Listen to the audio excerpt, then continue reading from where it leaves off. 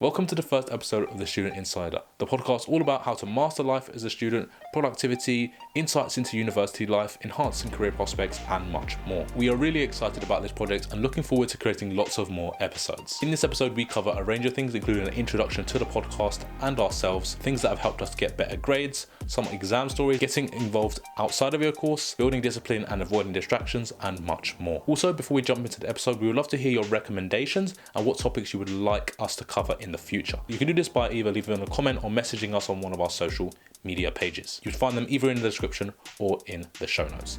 So I hope you enjoy this episode.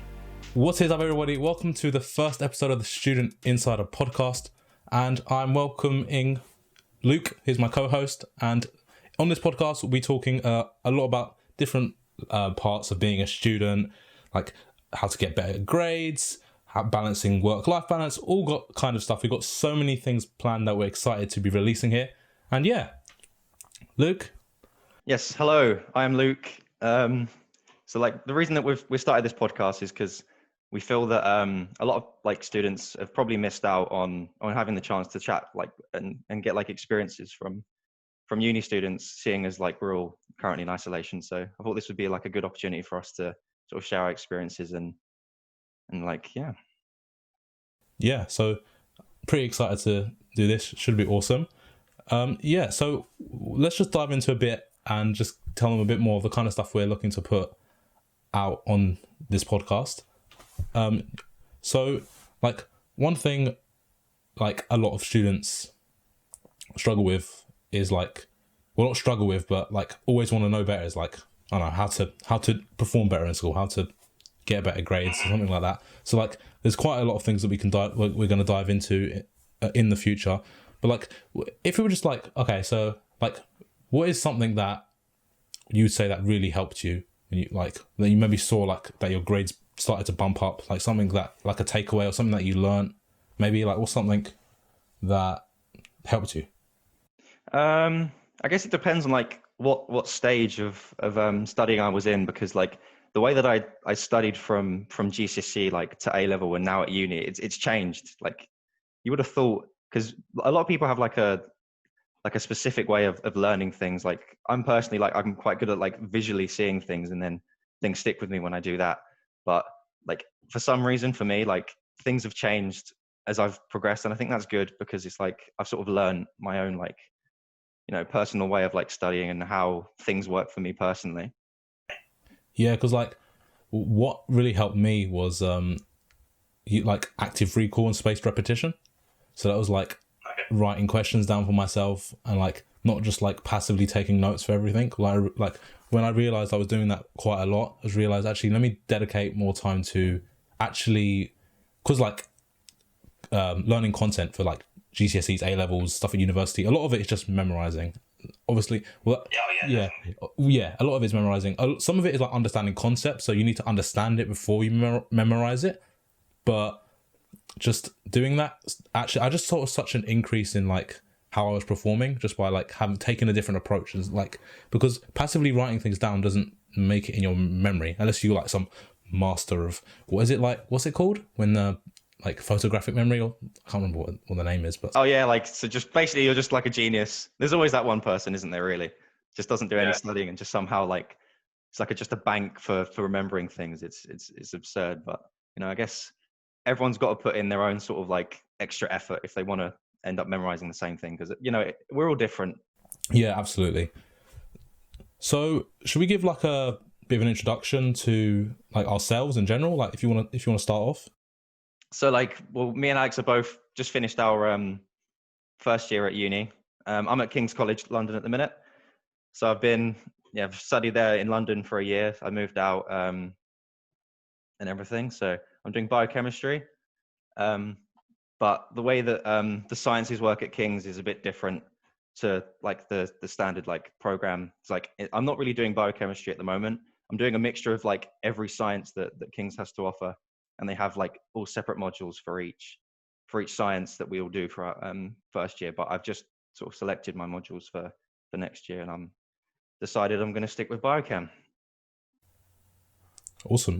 Obviously, me and Luke, we know each other. We've we've been friends since like year 13 in sixth form. So just a bit of context there, just in case you thought like, oh, who are these two people? Yeah. Yeah. How do we know each other? So yeah, okay, yeah. So my name is Alexandro, and I'm studying business management at University of East Anglia, and yeah, I've been doing that. Just finished my first year, which was, as we know, kind of wrapped up very quickly because of coronavirus and everything. Yeah. Everything's come to a bit of a halt, don't you think? Like, it's like kind of sudden how like, wow, first year's over when you really, it was like, I feel like we're just getting started, and then it was like, oh, we've been wrapped up already.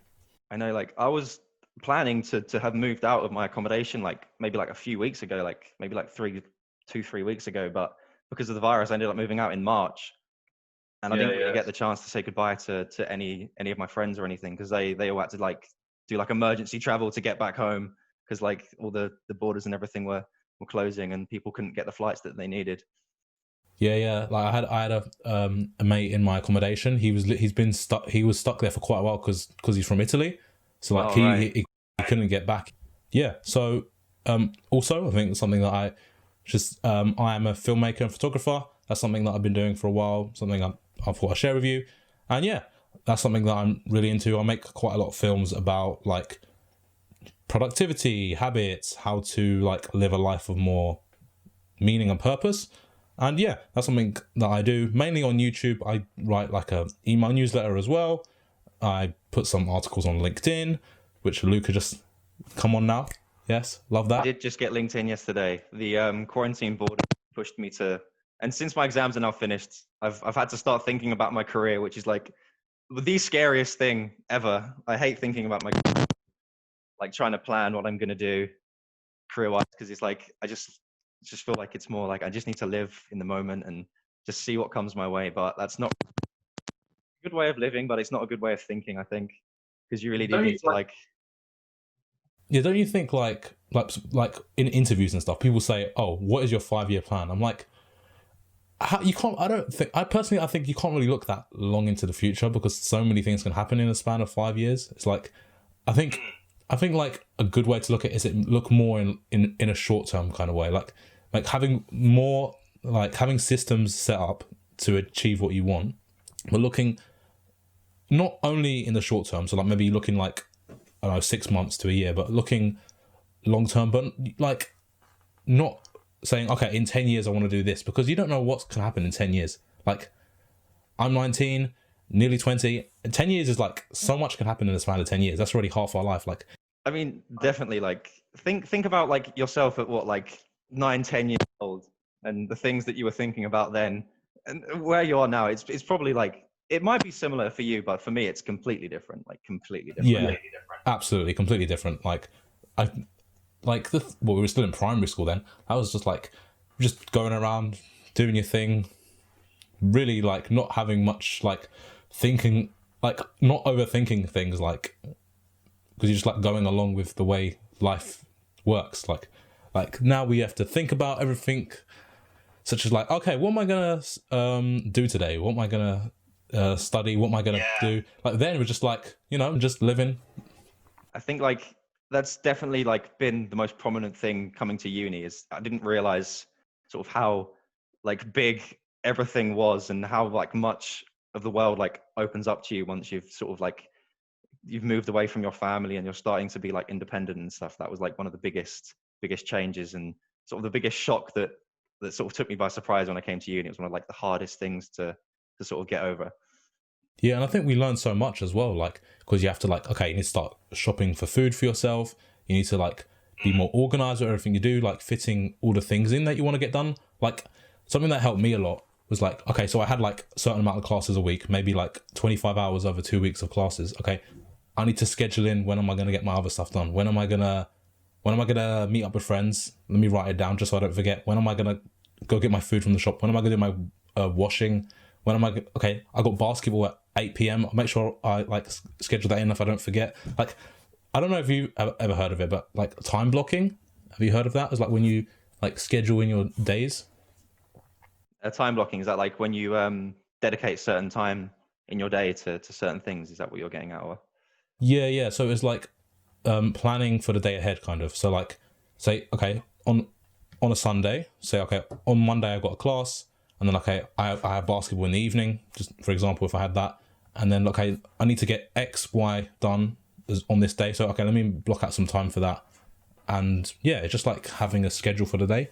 I don't know, recently I've been thinking a bit like, I think that works best when you're in an environment that you need to do it. So like when we're at uni, you have like, it's better to schedule in, but like now I feel like it's something that you won't have to do because like you got all this time. It's kind of, you can do what you want and you don't have to schedule in a lot unless you want to. It's like, I don't know, I'm trying to find the balance because like I've been like reading a bit about how people talk about this thing, and it's like people were saying they feel too restricted, which I kind of understand, but I feel like it helps me to be more productive as well. But I'm just trying to find, I've been doing it since September, like majority of days I'm like just not like, it's kind of like tracking my time, but like not every second. Like it may be in like half an hour blocks. I'm like just writing down what I did for the, like just on Google Calendar, just just putting in what I did.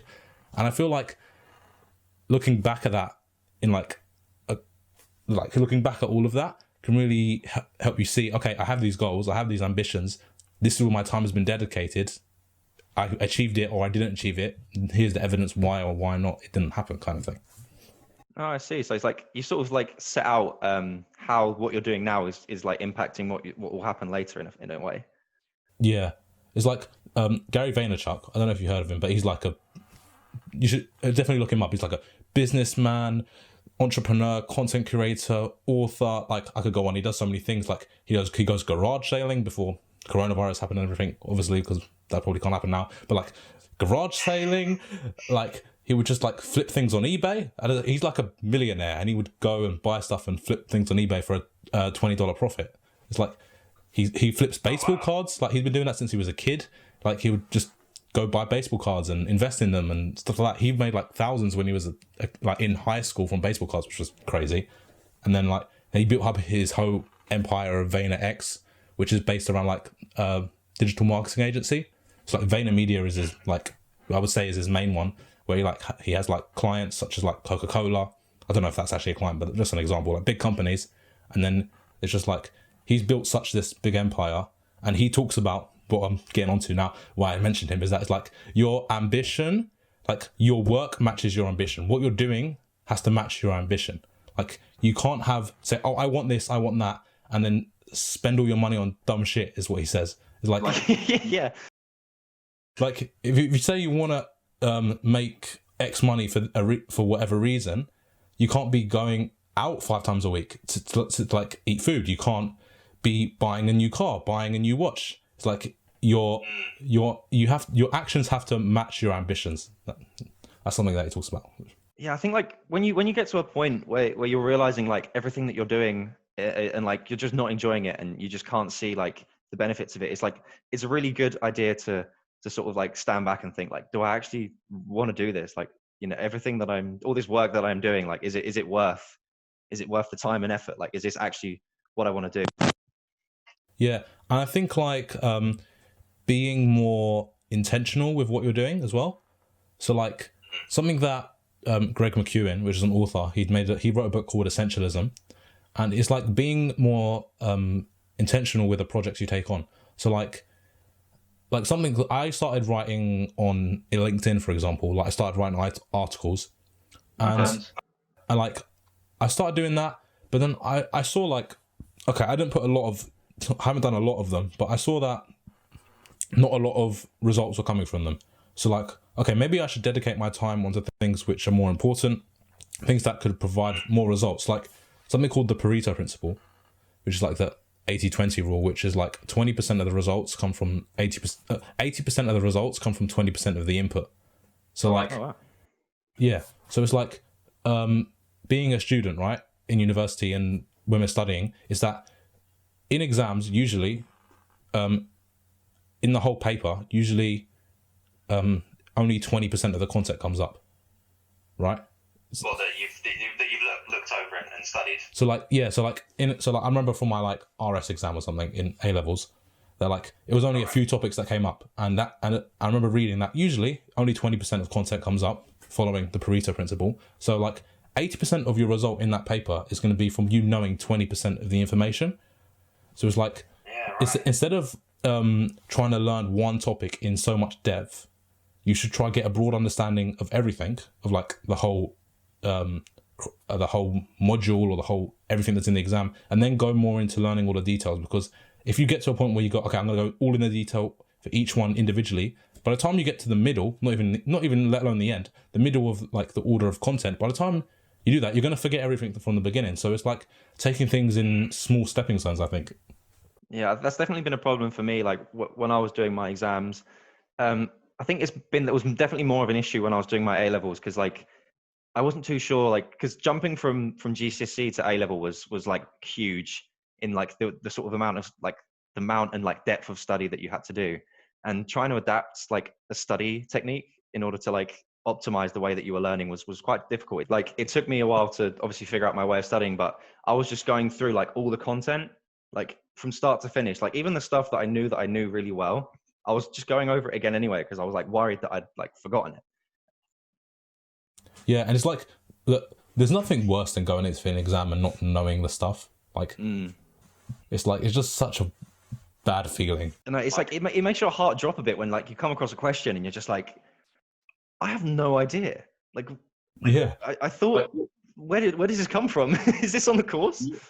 Yeah, it's like, I remember, I can't remember what exam, but like there's just some things I was like, wait, that I had to know that. I was like, geez, like I think it was a mock exam. It was just like, damn, like that really puts you, like, it sets you off. Like it puts you in a, like, it could put you in a bad shift for the rest of the exam. I think that's why you need to really. That's why I think you should know like everything, not necessarily all in detail, but that's why you should cover it all in a little bit of detail first before you dive into all of them. Yeah, like geez, that must have been like, yeah, I think like every time that I went into exam, I followed like a technique, like a structure. Like every time, like I'd put my thing in my locker, I'd get everything out in like a certain order, and like go into the exam with like just like the same process every time, just to make sure that like I was just worried that like one little like stray away from like normal routine would end up like throwing me off like my game completely for the exam. Like another thing you were saying about like, you know, when you lose like track of what you're doing after like one dodgy question. One of my physics, A-level AS physics exams, I think, there was just, the paper was like ridiculously hard. When we looked at the grade boundaries afterwards, like they'd like shifted the grade boundaries like down like a significant amount, like just because of like how much people struggled with the paper. But I remember opening it, and the first question, it was like a piece of metal on one of those rails that have the holes in, so that like the air resistance, like the air between the piece of metal and the slope, like makes it go down. And I remember sitting on it for ages, and I just like, I knew all the like equations and everything I needed, but I just couldn't get my head around the context of the question. And I ended up spending like a ridiculous amount of time just because like I was like, I know this, like Luke, come on, like you can do this question. And then like after a while, like I looked at the time and I was like, oh my God, Jesus, like I'd spent like nearly like 25 minutes just on this one question. I hadn't even looked at the rest of the paper. And I was like, you know, I've done like loads of mocks, like all my technique and everything was like prepared for this exam. And it all got thrown out the window because that one question that just like completely threw me off. Yeah, and I feel like sometimes you can forget the easiest things in exam. Like I know when I had my history AS exam, right, that we had the document style question where it was like different texts from historians. We had to like annotate and then write about it. And then after that, we had like had to write one essay out of 2 essays. And I couldn't decide what essay I wanted to write, right? Like I had these two. Yeah. And I knew exactly how to answer both of them. And like the first one, I knew it was one of the easiest questions we could have asked to come up, right? And what did I do? I decided not to do that one because like I forgot so it was like about rebellions, right? Under Henry VII. And like, so there was 3 main rebellions and I knew all of them. I remember going over them the day before. And then when it came to the exam, I forgot one of them. I was in there. I was like, what the hell is this other one? I can't remember it. No. Yeah. Yeah, no. And I was like, so I had to do the other one, which I knew the stuff anyway. I knew like quite a lot of specific details. So I done it. It was about the dissolution of the monasteries, I think. So that was under Yeah, that was about Henry VIII. And I think it was that. But yeah, so I was like, okay, I'll do that one. I knew both of them, like how to answer them. But I was like, I can do this easy one, get a really high mark. But I forgot this simple, like if I remembered the name of the rebellion, I would have been fine because all the detail would have just clicked. But it was just like, some things they just happen. And you sometimes you just can't plan for things like that. And you just have to like, just go with it and see what you can do to find a solution. Yeah, it's definitely good not to get worked up in the exam. Like once you see something, like don't make like our mistakes and like get caught up on this one thing and just move on to the next thing. But yeah, like going into too much detail on certain topics is definitely like, because we were saying earlier, weren't we? Like just making sure that like you go through like things in like, don't go into things like too much detail because you'll end up like forgetting other things, like really simple things. Like I find myself in maths exams, like I get myself like so worked up about doing something wrong. Like I'll be doing like 7 + 5 in my calculator just to make sure that 7 + 5 is like 12. Like, I know it's 12. Like I've done that so many times in multiple exams, like multiple practices, and I still like end up just doing it on my calculator, you know, just to make sure. Yeah, like just double check, make sure like you're not like you're not just like forgetting everything. Also, for the people listening right now, like we would love to know what you want to see and like what you want to hear from us about being a student, being at university, how to study more effectively, maybe like things more personal life at uni, like having a social life, like managing your money. Like if you have questions, and like you want to hear about certain topics, we would love to talk about them for you guys. Like, you can reach us on Instagram. You can like reach me over on at Alexandra Theodore. It'll be in the show notes down below, and we should have like our social media set up for our page, so that will also be like in the show notes by the time this one is out. So yeah. Also like just any like recommendations for people that because we want to start getting people on here as well, because you know we need like to bring certain people on who are going to have like more experience than we do. So you can ask like me and Alex all these like questions about uni and stuff about like business and biochemistry, but there's other things that we can't give like a good like information on. So if you have any like recommendations for people that you want to see on here as well, then we'll be happy to listen to those too. Yeah, especially for things like more specific that maybe we don't have like not an understanding, but like an experience of. So like, and like we could talk about topics, and I feel like getting a third person in is also like a good way to get like having a guest on is a good way to see a different perspective on something as well. Yeah, definitely. So it's like we've done our first year and everything, and there's going to be loads of like I can imagine myself like a year ago and all these like questions and like worries that I had in my head before moving to uni and coming to uni and like making friends and all these like things that panicked me. But like I think it'd be nice if like there was someone there that could just like, you know, tell me like, oh, you know what, it's not that bad, you know, it's going to be all right. You won't get eaten alive by lecturers or like, you know, you won't get like blocked off by everyone in your course. Like people are always going to be there. And I think like the main goal of this is just to sort of put that information out there, so for people that haven't been able to do it and get it. And I feel like just not overthinking stuff is like a really good way to just go ahead and stuff. Like say on your first day of uni, like you're going to your first lecture or something, and like just like go up and say hi to someone. Just be like, oh hi, what course are you on, or something like that. Just like don't overthink stuff, because like you don't know what can happen from just like talking to new people. Yeah, definitely. I think that's one of like the main things is like whatever university you go to, like you should use that uni's name like behind you, and it will just give you a boost in like anything you do. Like so there's this event that I went to in December called Genesis, like a massive like bioscience like business like get together, and they just have like all these like people from like all these like bioscience and biotech companies come together, and they do like speeches and presentations. They have like conferences, meetings, and having like that King's College thing on me, like every time someone comes to me like, oh yeah, you're from King's College, like I know that uni, I know people from that uni, and it's like it's like a good association to have. So whatever your uni is, like just like basically just take advantage of having that name behind you, because it really does get you like a lot further. Yeah, and like having that thing that you can link to with people, just like it makes it easier to get into conversation as well. It's like, oh, my mate goes there, and it's just easier to like go from there. Yeah, definitely. It's good like when you make friends as well at uni. It's like, oh yeah, you study biochemistry too, or you like this, you like that.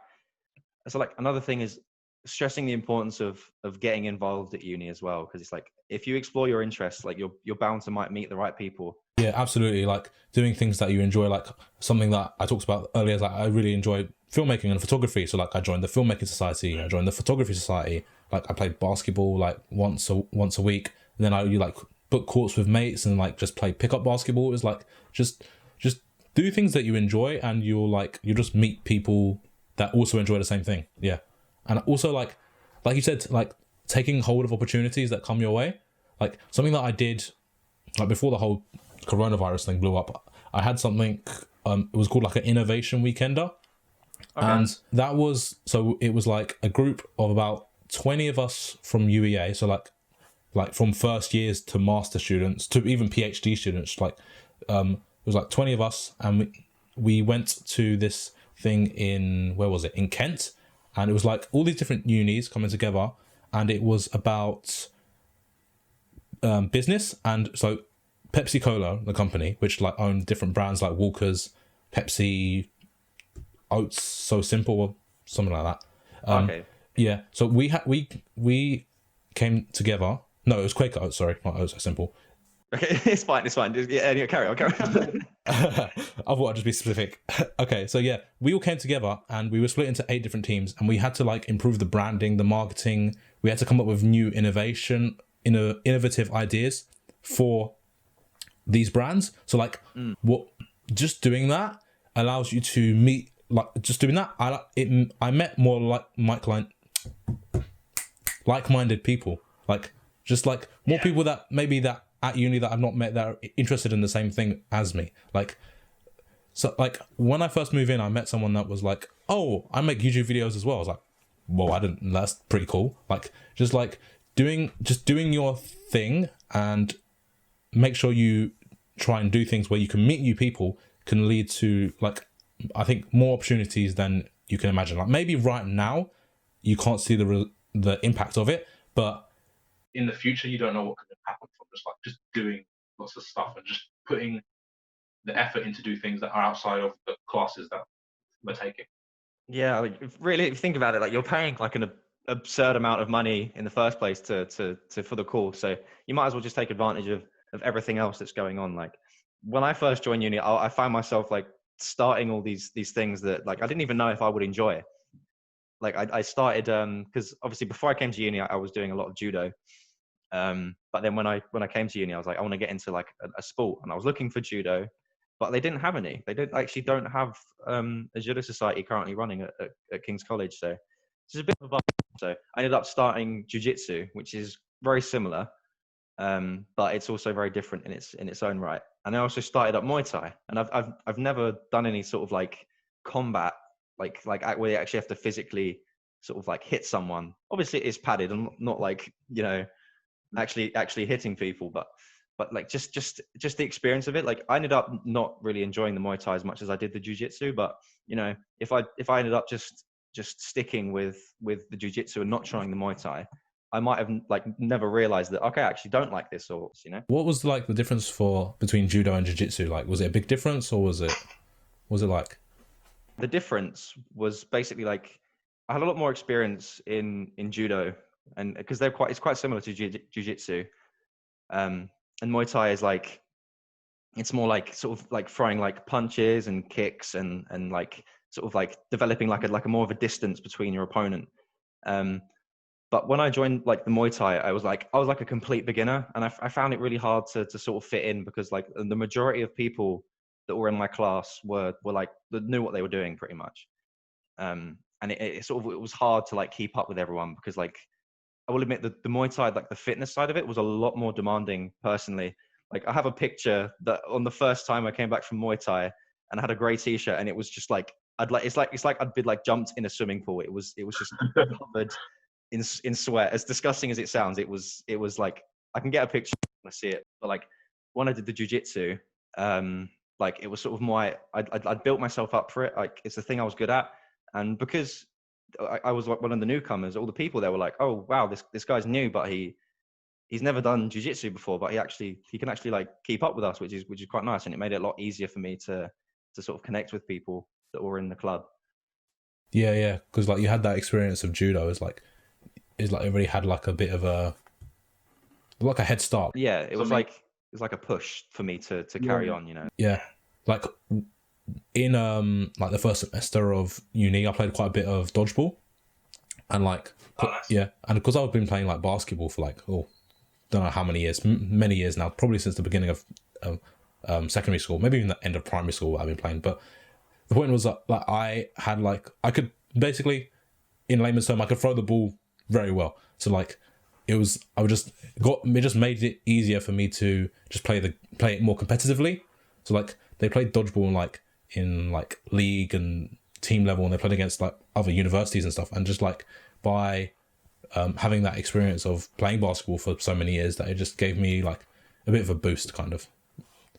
I guess it's not the most it's not the most complex of sports, but you know, it was just like easier to go to a way that actually it's competitive, because like this is a formation, and like they just like didn't realize how specific dodgeball could actually be. It was like 1, 2, 3 is like 1 means throw the ball, 2 means 2 people drop back, 3 means the other person go forward. It's like oh wow. So yeah, because like if you compare that to like what you did in secondary school, it was literally just like, oh, we're doing dodgeball today. Yeah, everyone goes like mental and just starts like pelting balls at each other. So there's I guess like that would surprise me as well, actually. Yeah, it was just like dodgeball became the thing at secondary school, just like when like the PE teacher wasn't in, it was just like oh, we have a supply teacher. It's like we're doing dodgeball or something like that. Or if it was like raining, if it was like really wet or really cold, it'd be like we'll go inside. The only exception was our like PE teacher from secondary school. It just made us go outside in any weather whatsoever. It didn't matter. Really? Yeah, it was our rugby teacher. He just made us go out into like the most absurd weather. But luckily, like because I did rugby for quite like 4 or 5 years throughout school, I was sort of used to doing sport outside. But there was a lot of people that were just like sitting there like shivering and just really wanted to go inside. Yeah, I think the only exception was when it was really cold and the waterlogged pitch like had frozen over. So instead of it being like you get tackled, oh yeah, I'm just landing on some soft grass, like I might get a bruise. It's like if it's ice, it's like we can't do this. Like if you tackle me, like I'm gonna break bones. Like you can't be doing that. Yeah, exactly. Also, I thought we would answer some questions. So like last night on Instagram, I put up a poll, and that was on your Alexandria Theodorou Instagram page, right? Yeah. So I put a poll up on that, and I thought we'd just answer some questions that came up. Like I asked about anything about university, being a student, how to be a more productive student, anything like that. And yeah, so I thought we'll just answer some of those questions. Let's see how many actually came up. Hopefully we have at least one. That's one. Yeah, I mean, I guess the benefit, because like instead of starting this from scratch, like you've already got quite a bit of like a following on Instagram, which is helpful. Yeah, absolutely. So this is our question. This is from one of my mates at UEA. So it says, how do you fight distractions that come up when initially trying to master discipline? Any thoughts about that? I actually find like whenever I get distracted by something, I don't know, how do I ignore it? A lot of the times, like the main distractions for me is like when I'm studying, like I'll usually get like a message on some sort of social media saying like, Luke, like come out and do this, or I'll quickly jump on, like we're playing a game of this like online or something. But like I don't know, like I feel like over the time, like I've just sort of managed to get myself into a way where it's like I'm not gonna carry on, like I'm gonna carry on studying, and then I'll come on after I've finished. And like I think that's a hard mindset to get into, but like I think it's just like just keep like get yourself into like a habit of just ignoring it and or just messaging quickly and just saying, I'm sorry, I'm a bit busy right now. As tempting as it is, it's just one of those like things that you've got to build like a resilience, you know. Yeah, and I feel like it develops over time as well. And it's like, say someone is like, they're not like the most enthusiastic person, like they say they're quite lazy, and it's going to be hard to go from that to being extremely productive. Like it's just not going to happen. You have to just like slowly build it up to get to a point where you want to be. Like it might take a year or something. Like I know if I look now where I am now and I look a year back, it's much easier for me to just get stuff done. It's like I don't see, like, I wouldn't just go, okay, I'm just not going to do anything today and just watch TV all day, because I feel like it would make you just feel like, oh, what did I just do today? I just wasted my time. But like, it's like a waste. Like, even though like, because my exams are now finished. Like, even though it's all finished, like I can't just sit down and just, you know, like play video games. I used to be able to, like, loads as a kid. Like, it was great but like, things coming to uni, I'm like, God, like there's so much that I could work towards, instead of just, you know, sitting on my phone and looking at memes that I'll forget in minutes. Like, even now, even though like I'd say like I'm pretty good at avoiding the distractions. Like, I can sit on here, like I've got my phone next to me. Like, if I'm studying, like I won't look at my phone. Like, I usually just turn it over. I don't put it on silent, because sometimes there's like something important, but a lot of the times I can just block it out. But, you know, I mean, still, like, now I still find myself like, I'll look at my phone, look at a message, and I'll just completely lose like the fact that I was doing like an essay or like some coursework, and I'll end up sitting on Instagram, and 15 minutes later I come back from like this like daydream, and I'm like, oh my God, wait, what was I doing again? And I have to like go back through all my browsers and figure out what I was doing. Yeah. And like, something that I looked into was like, having having that distraction, it doesn't allow you to get in something called deep work, which is like a period of time where you're doing a task for a long period of time. And doing that allows you to be more focused on it, get more done, but also just be more aware of what you're doing. And I feel like having my phone here, like I got my phone right next to me, like using things like using tools and systems to make it easier for you to do your stuff. Like, it's like being more intentional with the notifications you have enabled. Like, if I had Instagram, like I disabled Instagram notifications, like I can't remember when, but like doing that allowed me to like, okay, I'm not going to be as distracted, because like, I wouldn't see as much stuff. And like, I started to be more even more intentional with it. Like, so after I finish using Instagram, okay, I'm going to delete the app, and then when I want to go back on it, I have to reinstall it. So that means there might be a day, there might be 2 days that I don't use it. And like, the reason I've done this is because I looked at my screen time, I was like, damn, that's too high. And I was like, yeah, I need to do something to fix that up. Yeah, that weekly weekly update you get from your phone in quarantine has sort of shocked me a bit. It's like, I'm spending that long on my phone. Oh God. Another thing was like, if you do struggle with your phone, there's an app called Hold. I've got it on my phone. I can show here. But pretty much like, you just like, you press this button on the app. I don't know if you can see, but you press the little pause, and basically it rewards you for every 20 minutes that you don't use your phone. So like, it basically just encourages you to not use it. Like, so I think by the time amount of points, you can start like free popcorn at Cineworld and like reduced cinema tickets and some other like, basically you save money like just by not using your phone. So it's like a win-win basically, because you're doing productive things and you're also like, in a way, getting money for it. You know? Yeah. I never heard of that app. That sounds pretty awesome. It's pretty similar to the. Yeah, it's called Hold. I don't know if we could link that in the description, but we'll put a link to that. Yeah. Is that free? Yeah, it is free. It is free. I don't know if they do any like in-app things, but I doubt they do. I haven't actually looked into it too much, but yeah, it's like pretty similar to the Pomodoro technique, which is like, okay, work for 25 minutes, then take a 5-minute break, and like using timers on your phone. Like there's something called what's it called, Forest, I think, where it's like it grows a tree if you don't use your phone for 25 minutes. Okay, so it's like a similar app basically. Yeah, and I use one called Tide, which is like it's basically the same thing minus the free stuff, basically. Yeah.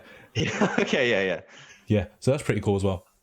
It's like that thing using that technique has really allowed me to do more stuff than like, especially like, I don't find it that difficult to sit down and do work now, but like I still find it difficult to sit down and do like uni work. Like I could easily sit down and edit a video, or like, but sitting down and doing uni work is a bit more resistance, I would say. So doing things such as using that timer, or like there's something on Google Chrome, like there's a Chrome extension called Stay Focused, and that like disables, you can disable websites that might distract you. So you can like enter something called, let me check now. but there's something called a nuclear option. So you have a list of websites you want to be blocked, and then you enable it for like say 1 hour, 2 hours. So then all the websites you want blocked, like YouTube, Twitter, Facebook, Instagram, all of those are blocked on your browser. So then you can't even check them, and like Oh, nice. that. So the distraction is the option is not even there. I see. I guess that would be a good way to sort of build up like that resilience that we were saying, because obviously it's not something that you can just get over a day. But like, I think what you're saying about uni work, like we just have like a natural like an urge just to like just do what we want. I think it's just like a natural thing that humans have, where they just want to go and like go about their own thing. It's like you're your own person. Like, and when you have like oh yeah, like my lecturers have told me to study this lecture, there's like an obligation. Like I don't want to do this. Like I don't want to be told what to do. You know?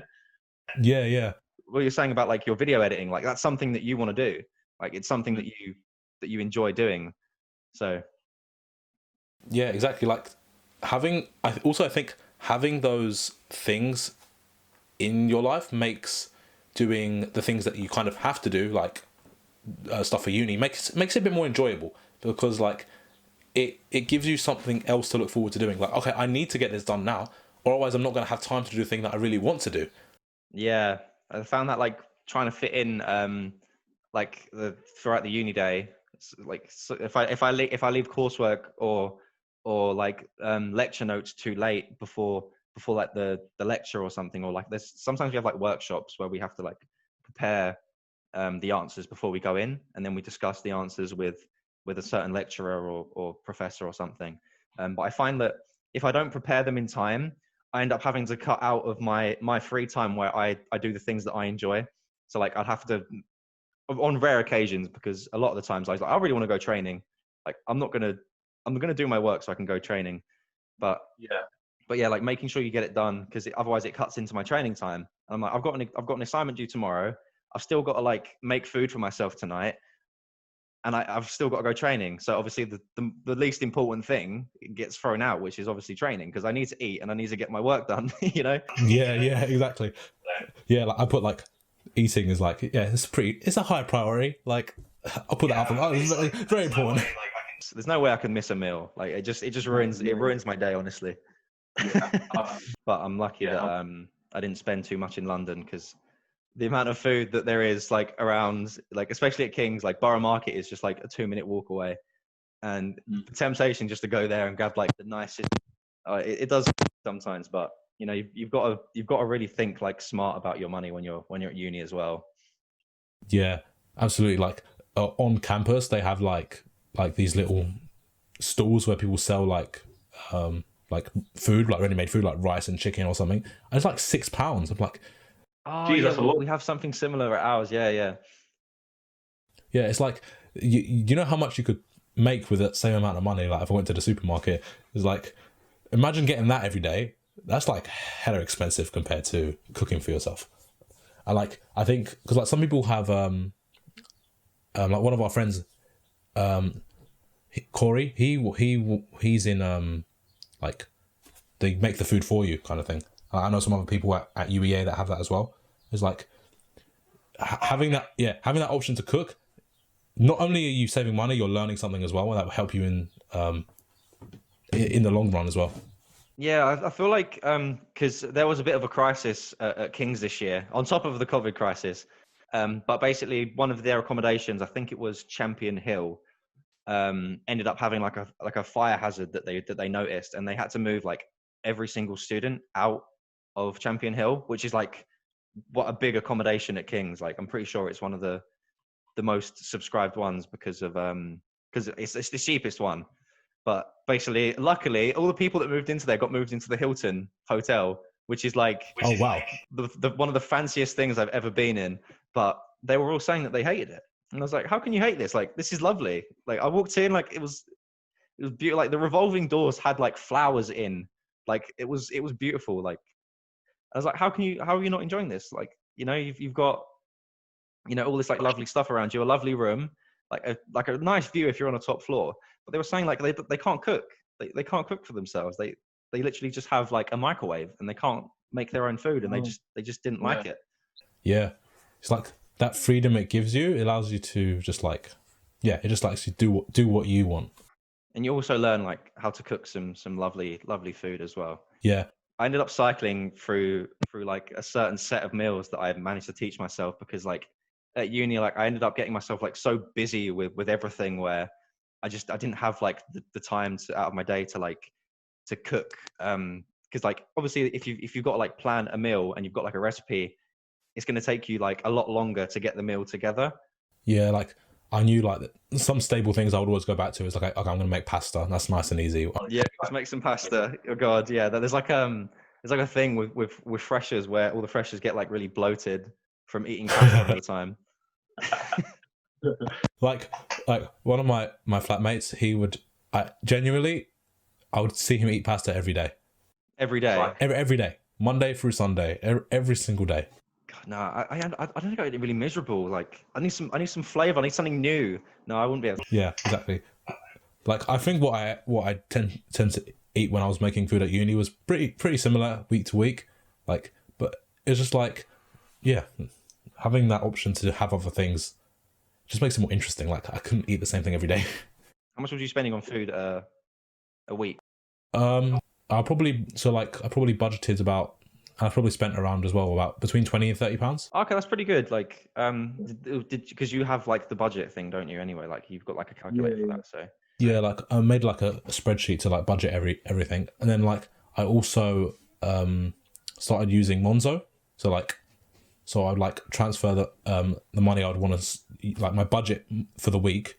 I would transfer that, and they'd be like, okay, that's the money I have for the week. Oh, I see. Yeah.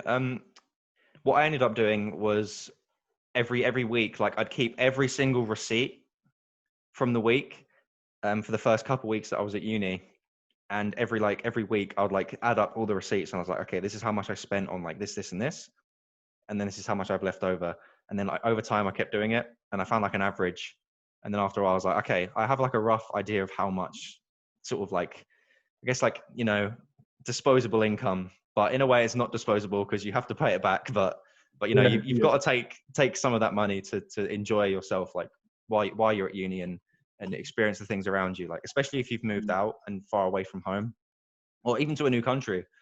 Just make sure that you're getting out there and doing things that you might not have, even like if you think that you might not enjoy them, just give them a go anyway, because you might end up regretting it eventually. Yeah. Like for you in London, was buying food more expensive? Like how much was you think you were spending a week then, like on food? I personally, I know that I could have budgeted a lot better with my food, but the thing is, like where I was at Wolston House last year, it was about 3 minutes from campus, and it's like right near London Bridge, and there's like a Tesco Metro on Tooley Street, and like it's not a big Tesco, like it's quite big, seeing as it's like a Metro, like it's like a little Tesco, but I managed to buy most of my things there. I think I ended up going to like Lidl and some cheaper places, like on some rare occasions when I wanted to like, you know, switch up some of the stuff I was getting because the shop's but yeah, I ended up spending like about somewhere between like 30 and 40 a week. But like that was making sure like anything I'd buy, it had to be on discount. Like if it wasn't discounted, I'd leave it and I wouldn't get it. Yeah, like I saw that, like depending on what shop I went to, depending on how much, like especially how much the price was. Like so, there was a Tesco near me. It was like a 15-minute walk. So that I'd probably spend about £30 there, and I could probably get much more spending £30 at Aldi or Lidl or something, which was like a 30-minute walk. And I was like, it's a trek, but like I did it sometimes because like just save money and stuff. But like once, right, I don't think I told you the story. What happened, right? It was a Sunday, and I was going to buy food for the next week from either Aldi or Lidl. I can't remember which one. I went there. I was like, I forgot to check the opening hours of Google, right? So I trot on down there, 25-minute walk, listening to some music or listening to a podcast. I can't remember what one, but something like that. And then I get there. Oh, I see there's no cars in the car park. That's a bit weird, I say. I go over to the doors, and they're bloody closed. Right, closed. I see the sign. It's like, I see it's closed at like 4 o'clock or something, and it was like 4:30. I was like, what did I do? Was this a Sunday or something? Yeah, it was a Sunday. I think like there's like, yeah, most stores close early on Sundays, don't they? So yeah, that happened like to me quite a bit as well. Like I ended up going to shops on Sunday, like, oh my God, I forgot to do my shopping this week. I'm really busy today. I'll just get it tomorrow. Oh, look, it's closed. And like, it's Sunday. I forgot completely. And then I end up having to like find like scrapes of food that I'd like, left behind and live off that for a day or the evening until Monday. Are there any other questions that came through? I think that was like the only one. Okay, it's good. We've got one question at least. That was the only actual question. We had some other stuff, but it wasn't really any questions. It was just like, check out my website. So yeah. So people were self-promoting. Great. Okay. This is, I don't know how long this has gone on for, but let's have a look.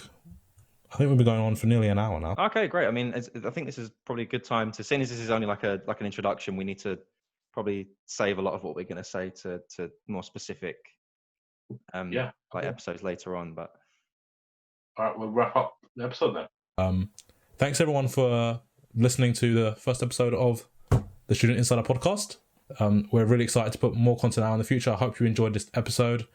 If you want to, and we would love to, if you could give us a review on iTunes, that really helps the podcast in the beginning, especially when we're getting started, because it allows us to push out to more people, give more visibility, help more people, provide more value to listeners. That would really appreciate it. Also, as we said, social media will be linked down below, and if you send us a screenshot, we would really appreciate it. We will tag you on our social medias, we'll reshare it, all that stuff.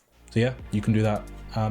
Thanks a lot for listening, everyone. Yeah, thank you, Alex, for taking this hour out of your day to talk about and get this thing started as well.